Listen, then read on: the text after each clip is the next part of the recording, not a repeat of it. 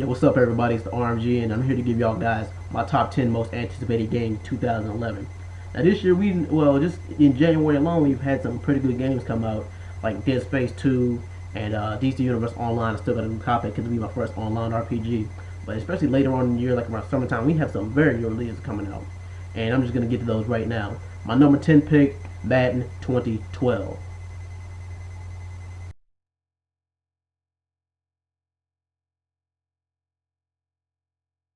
Now that cover is unofficial, it's not even legit yet, and I don't really know who's going to be the cover athlete this year. Hopefully somebody good, but I'm interested to see what Madden has planned for this year because they usually have a new gameplay system. Like 2006 was QB vision and precision, 07 was the year of the running back, 08 was the year of the wide receiver. I'm interested to see what they're going to do this year. I mean, because I think that they've almost reached the peak, and I hope they're not running out of ideas.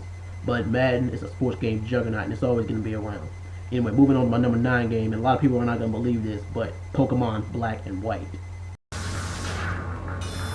Now, the first series of Pokemon games came out in 1997 with Pokemon Red, Blue, and Yellow version. And just when you thought that they were running out of ideas, they come out with this, Pokemon Black version and White version for the Nintendo 3DS this spring. Now, with the new roster of Pokemon, 150 new Pokemon and new region to explore, will this appeal to the old school fans of Pokemon for the past 14 years? Or is this more for the newer school crowd? Is it time to pass the torch to Pokemon? But regardless, this will probably be one of the top selling games of 2011. My number 8 pick, Killzone 3.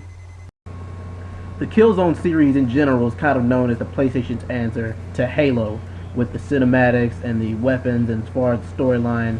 And from what you see now, they're going to try to integrate the PS Move into the new Killzone 3 video game. And it looks pretty interesting so far, but will this game be enough to beat out all the other popular shooters like Halo and also the Call of Duty series? We'll find out.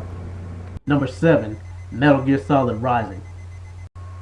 Now I myself have been a fan of the Metal Gear Solid series for at least 13 years now, and every game I bought from then to now has not disappointed me. And Metal Gear Solid 4 was so good that it set the bar for Metal Gear games in the future. And heck, we weren't even sure if any more Metal Gear games were going to come out. But now they're doing Metal Gear Solid Rising, which it came into the storyline. It happens before Metal Gear Solid 4. And normally we know Metal Gear for being a kind of a tactical espionage game and slash third-person shooter. But this game, Metal Gear Solid Rising, is taking it in a new direction. It's going more for an action hack and slash feel to it. But will this be enough to make long-time Metal Gear Solid fans buy it? Will you shy away from it?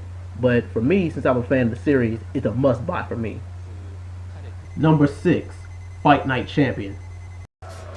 The king of boxing and sports video games is back with 60 characters on the roster, an enhanced total punch control system, and the new championship mode. And this game is going to carry an M rating for people who don't know, for the mature themes, the violence, and the blood. But this game, as far as it goes, this game will not be for the casuals. This will be more for the hardcore boxing fans and more for the authentics, because this is a boxing simulation. It's not an arcade style fighting game. But is this enough to sell you on it? For me, already a must buy. This game will be coming out in March. Number 5, Resistance 3. Now Killzone is the Halo of the PlayStation series, then Resistance 3 has got to be the Gears of War of the PlayStation system. I played and beaten both the games from the Resistance series, and needless to say, I love both of them. I thought that the second one was a lot better than the first one. And I don't really play shooters for the storyline. I normally just play it for the gameplay, but the storyline I actually enjoy quite a lot.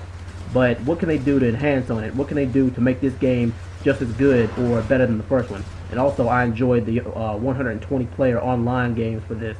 But will this game satisfy your needs, and will this be a Call of Duty crusher? We'll find out this fall. Number 4, Mortal Kombat!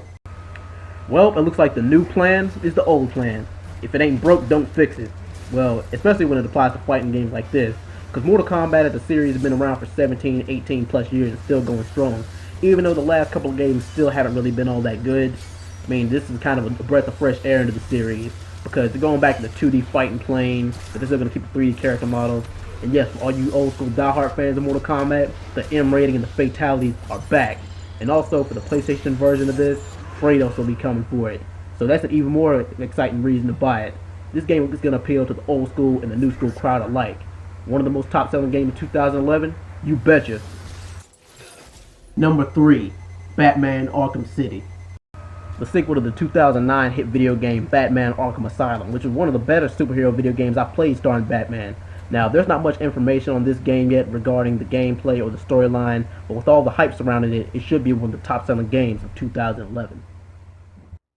Number 2, Marvel vs. Capcom 3. With a game like this that has over 10 years of hype behind it, you guys should have known this game was going to make my list one way or the other. And it looks like 2011 is shaping up to be another year of the fighting game, if you include Fight Night Champion and the new Mortal Kombat game too. And I made a couple of other vlogs and rants about Marvel vs. Capcom 3. And regardless of how many characters it is, and regardless of the new gameplay system or how overused it's going to be online, I'm going to buy it regardless. And IGN already picked this game as the #1 most anticipated game of 2011. And I disagree, sadly. And a lot of people ask right now, well, if this game doesn't deserve the #1 spot, what does? And my #1 most anticipated game of 2011, Modern Warfare 3. Now, the reason I don't have any gameplay footage, hell, nobody does yet, because the game's not even 100% confirmed yet. Infinity Ward, the people who developed Modern Warfare, the whole series, they don't even know if they're going to come back yet. And people say that Modern Warfare 2, it didn't live up to the hype of the expectations, despite it being one of the most sold games of all time. And people say it wasn't really as good as the first Modern Warfare, because they say Modern Warfare, it changed the game. Like, it pretty much set the standard for online shooters, just the way they are now. And I didn't really buy I bought Black Ops, but I didn't buy World at War because I'm sick of World War II shooters. But Infinity Ward and pretty much the whole Call of Duty series, they do need to do something different with Modern Warfare 3. They needed to have like some kind of a new system to keep their fans, because I'm always going to buy online shooters no matter what. I just like a new idea or a new concept. But anyway, guys, those are my top 10 lists. What do you think? And do you have any lists, any games on the list that are honorable mentions? Well, I got 2 honorable mentions, and this is 2011, 2012 here. Gears of War and the new Devil May Cry. I'll do a separate vlog about Devil May Cry later. But anyway, thank you guys for watching. I'm out.